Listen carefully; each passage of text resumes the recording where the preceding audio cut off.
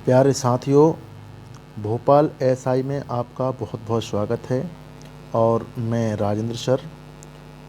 आज हम मध्य प्रदेश एसआई के लिए मध्य प्रदेश एसआई के लिए जो भी अपना हिंदी के लिए यदि देखा जाए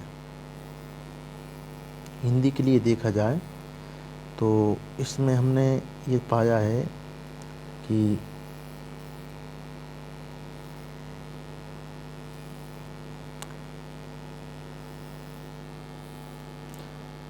थोड़ा सा कलर चूज़ कर लें, फिर इसके बाद आगे बढ़ते हैं। ठीक है, चलिए। ये अपन ने कलर चूज़ कर लिया। चलिए, अब हम बात करेंगे मध्य प्रदेश में जो सब इंस्पेक्टर की परीक्षा होती है इसके लिए। दूसरी यदि हम बात करें अभी, तो एक परीक्षा आई है हमारी ग्रुप 2 और सब ग्रुप 4 की सब ग्रुप 4 की। इस परीक्षा के लिए लगभग अभी से 1-1.5 महीने का समय आपके पास है। 29 जनवरी को इसका एग्ज़ाम MPPEB अर्थात Madhya Pradesh professional examination board के द्वारा PEB के द्वारा कराया जाएगा। ठीक है, चलिए। तो वैसे यदि एक रूप में देखा जाए तो एसआई के लिए और इसके बाद में है अपना ग्रुप 2 सब ग्रुप 4 और जेल प्रहरी के एग्ज़ाम चल ही रहे हैं अभी। इसके बाद में पटवारी,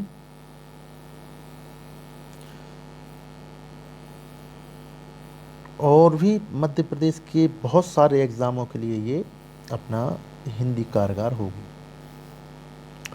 MPPSC के लिए, PSC के लिए भी मान सकते हैं आप, MPPSC के लिए। इन सब में यदि मूल रूप से देखा जाए तो हिंदी का बड़ा ही महत्व होता है। वैसे हिंदी आती बहुत सारे लोगों को है, लेकिन जब एग्ज़ाम करने बैठते हैं तो उनके पास ये महत्वपूर्ण बिंदु ये कम रह जाता है, क्योंकि उसमें से 70 में से 70 नंबर जब अपने लिए लाने होते हैं। तो मैं आज आपके लिए बताऊंगा कि यदि आपने अभी तक हमारे भोपाल एसआई, देखो हमारी कोचिंग का नाम भी क्या है, भोपाल एसआई।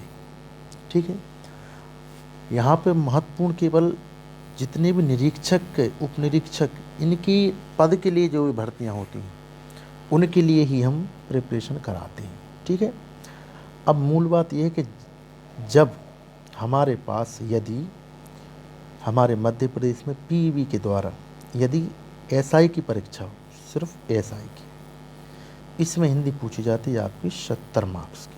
कितने की? 70 नंबर की। ठीक है, तो इसलिए हम आज से इस एक क्रम को प्रारंभ कर रहे हैं।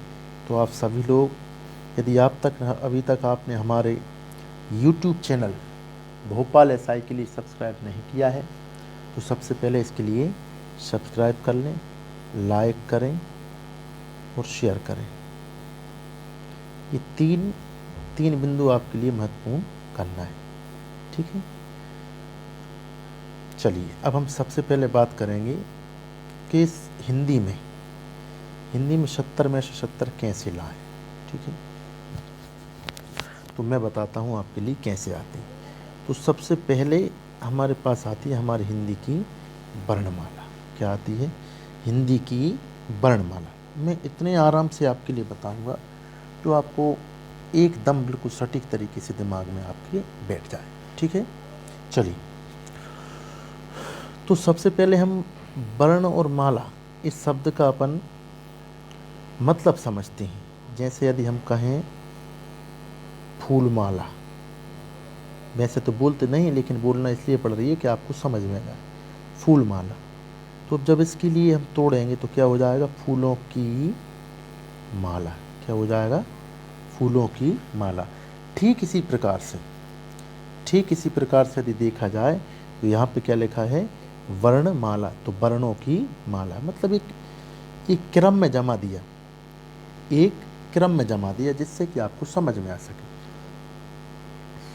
कैसे?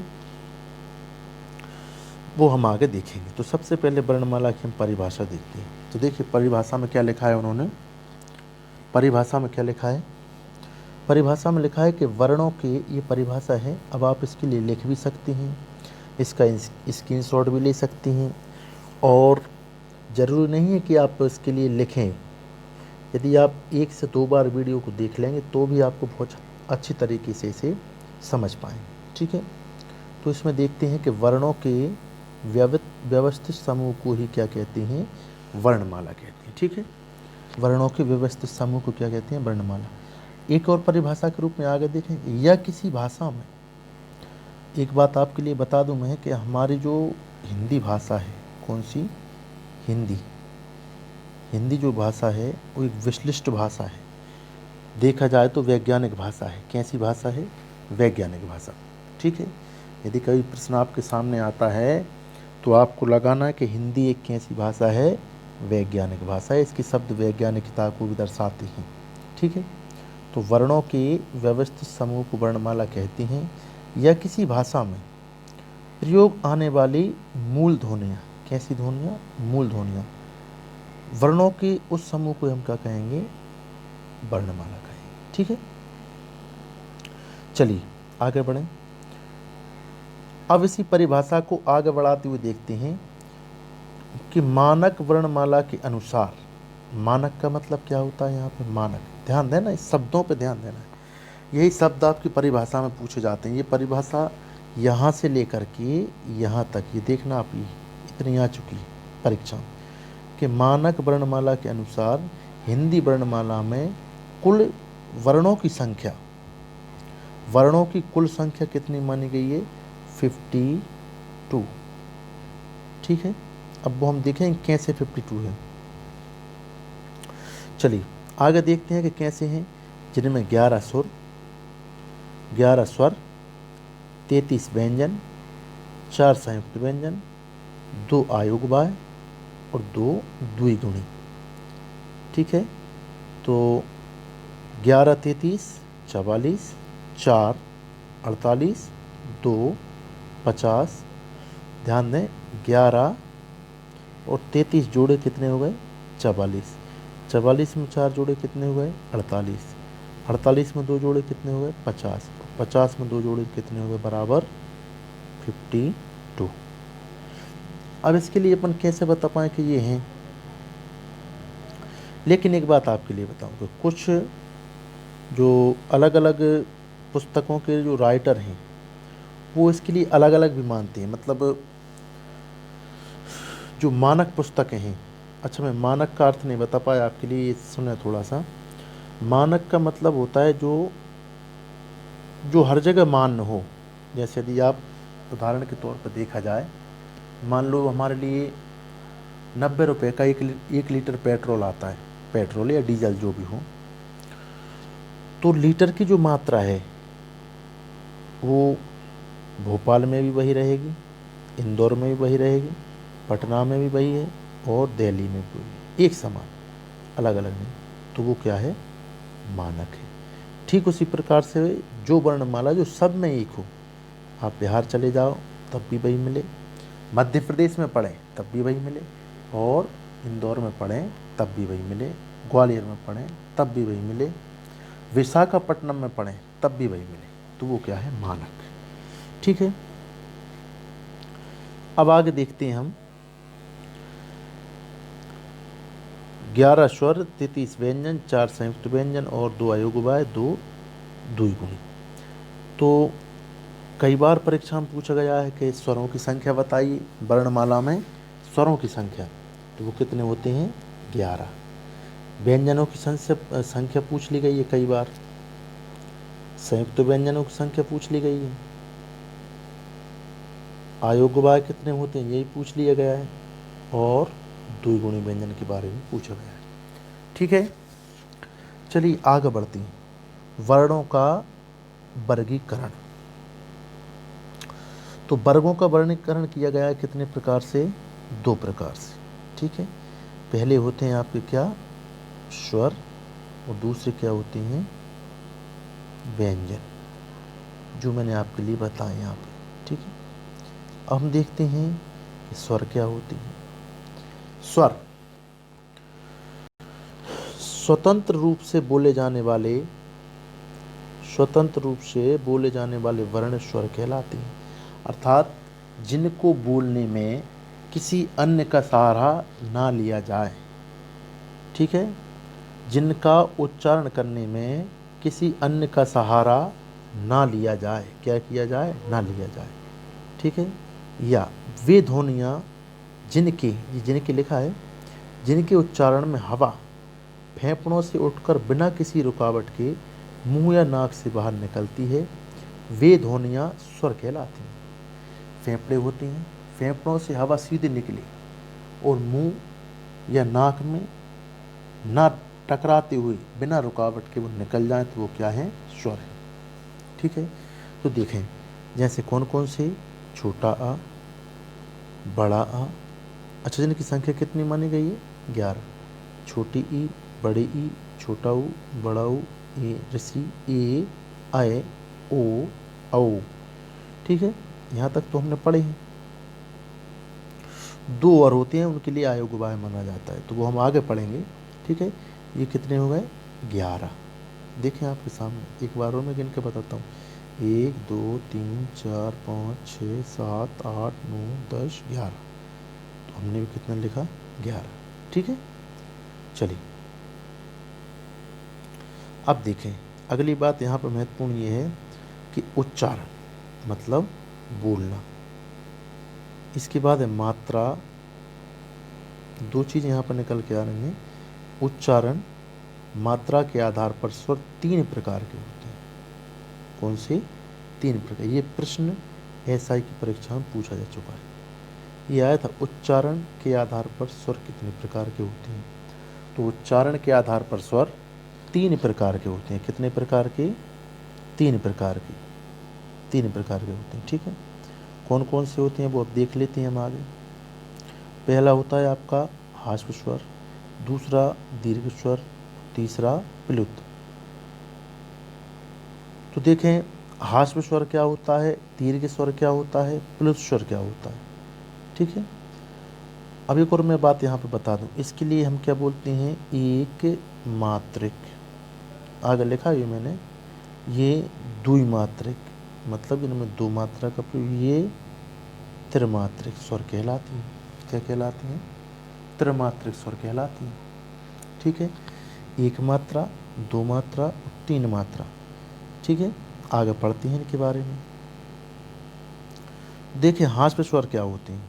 हाश्व स्वर जिन स्वरों के उच्चारण में कम समय लगता है। कम समय कैसे? जैसे हमने कहा आम। क्या कहा हमने? आम। लेकिन इसी के लिए यदि हम आम में मात्रा ना लगाएं तो क्या हो जाएगा जी? अम। ठीक है, दूसरा देखें, यदि हम कहें सीता।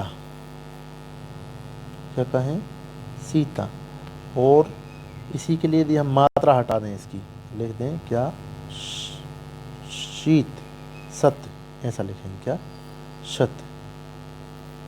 यदि सीता की मात्रा हटा दी जाए, क्या? सीता की मात्रा हटा दी जाए तो क्या हो जाएगा? सत्य। अब इसे और इसे पढ़ने में अंतर है, दोनों में अंतर है। ठीक है, तो देखें आगे लिखा है कि जिन स्वरों के उच्चारण में कम समय लगता है, अर्थात एक मात्रा का उपयोग होता है, प्रयोग होता है, लगती है, एक मात्रा का प्रयोग होता है, इन्हें हम क्या कहते हैं? हाश्व स्वर। ठीक है, जैसे उदाहरण के लिए छोटा आ, छोटी ई और छोटा ऊ, ये आपके क्या है? हाश्व स्वर। अब हाश्व स्वर का इनका प्रयोग नहीं, इनकी मात्राओं का प्रयोग होता है। ठीक है, जैसे गम। अब जैसे गम लिखा है, गम लिखा है, इसी के लिए गामा कर दो, गामा। अब बोलो गामा, गम। अंतर आ रहा है समझ में? यही अंतर है। ठीक है, आगे बढ़ते हैं दीर्घ स्वर के बारे में। ठीक है, दीर्घ स्वर क्या? जिन स्वरों के उच्चारण में हाश्व स्वर की अपेक्षा 2 गुना समय लगे। कितना गुना समय लगे? 2 गुना समय लगे। हाश्व की अपेक्षा कितना समय लगे? 2 गुना समय लगे। ठीक है, अर्थात दो मात्राएं लगती हैं या उनकी दो मात्राओं का प्रयोग किया जाता है, तो उन्हीं को हम क्या कहते हैं, दीर्घ स्वर कहते हैं। क्या कहते हैं, दीर्घ स्वर। ठीक है, जैसे जैसे कौन कौन सी, देखें, बड़ा आ, बड़ी ई, बड़ा ऊ, ए, ऐ, ओ, औ। एक बार पुनः देखें, बड़ा आ, बड़ा आ, बड़ी ई, बड़ा ऊ, ए, ऐ, ओ और औ। ये होते हैं आपके चार, छः। ठीक है, 1 2 3 4 5 6 7। ठीक है, ये 7 आपके दीर्घ स्वर होते हैं। क्या होते हैं, दीर्घ स्वर। ये लिखे भी हैं, मैंने नीचे लिख के भी रखे हैं, ये हैं आपके, देखें। लेकिन एक यहाँ पर बात है कि ये भी दो प्रकार के होती हैं। कौन कौन से, दो प्रकार के, कौन कौन से,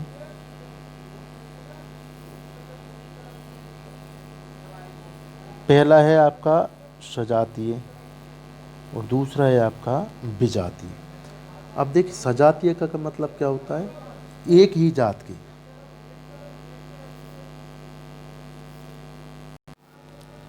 एक ही जाति, अर्थात जिनमें एक ही प्रकार के दो स्वरों का प्रयोग किया गया है, वो क्या है, सजातीय। जैसे हमने लिखा छोटा आ प्लस छोटा आ बराबर क्या हो जाएगा, बड़ा आ। ये लिखा है सामने, दिख रहा है। दूसरा हमने लिखा छोटी ई बराबर बड़ी ई, ये लिखा है। इसके बाद हमने लिखा छोटा ऊ बराबर बड़ा ऊ। ये क्या है आपका, सजाती, अर्थात एक ही जैसी जात से मिलकर के ये बनी हो, वो क्या कह लेते हैं, सजातीय। अब यहाँ पे एक प्रश्न बनता है कि सजातीय स्वरों की संख्या बताइए। सजातीय स्वरों की संख्या बताइए। क्वेश्चन आ गया, मान लो लिखा है सजातीय स्वरों की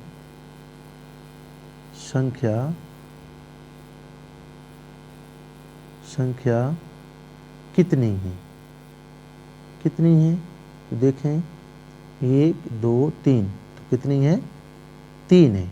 ठीक है, ये आपको याद रखना है। वैसे क्वेश्चन तो नहीं पूछा गया, लेकिन फिर भी आपको याद रखना है। अगला है विजातीय, अर्थात अलग दो अलग अलग जातों से या जातियों से बनना। ठीक है, ये क्या है आपका, दो अलग अलग जातियों से। जैसे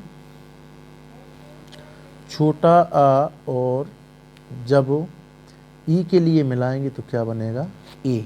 ये संधियों में आपके लिए बहुत काम आने वाली चीज़ है, संधियों में बहुत काम आने वाली चीज़ है। छोटा आ और ई के लिए जब पढ़ेंगे तो आई पढ़ने में से ए एड़े का होता है। ठीक है, ए आई आई। इसके पश्चात है आपका छोटा आ प्लस ए बराबर आई। अब देखिए, ठीक है। इसके बाद है आपका ओ, तो छोटा आ प्लस ऊ के लिए जब मिलाया तो क्या बना, ओ बना। इसके बाद में छोटा आ प्लस ओ को मिलाया तो क्या बना, आओ। ये बात आपको समझना है। ठीक है, ये क्या है, आपके विजातीय स्वर है। अब आगे देखें, नोट ध्यान से देखें। दीर्घ स्वरों में ए ऐ ओ औ संयुक्त स्वर हैं जिनकी संख्या 4 है। अब संयुक्त स्वर क्या होती हैं, जो दो स्वरों से मिलकर बने हैं। देखें, दो इसमें भी हैं संयुक्त स्वर, ये वाले, ये नहीं, ये वाले नहीं, ये वाले दो अलग अलग, तो 1 2 3 और ये 4। संयुक्त स्वरों की संख्या कितनी है, 4 है। ठीक है,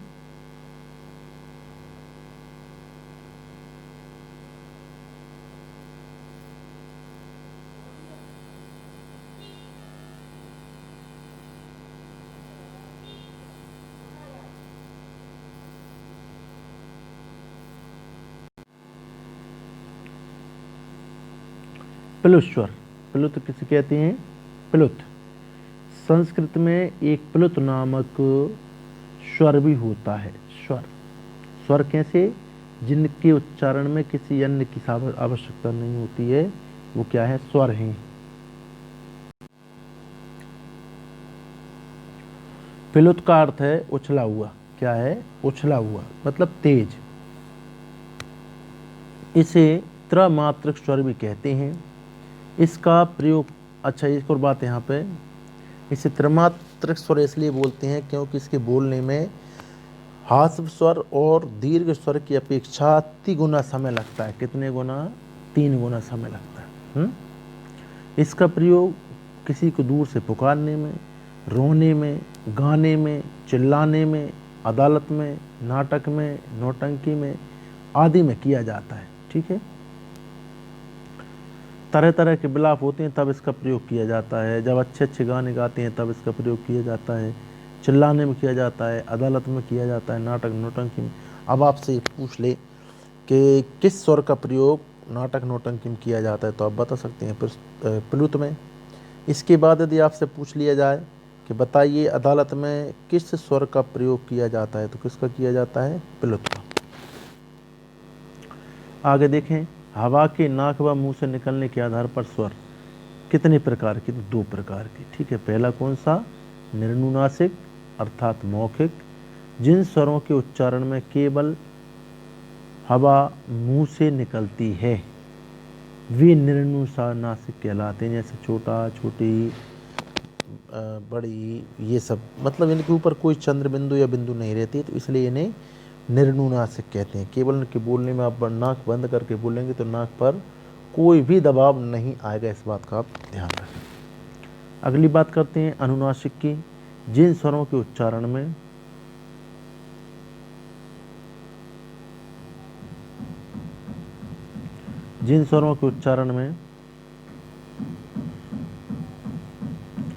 लिखा है, जिन स्वरों के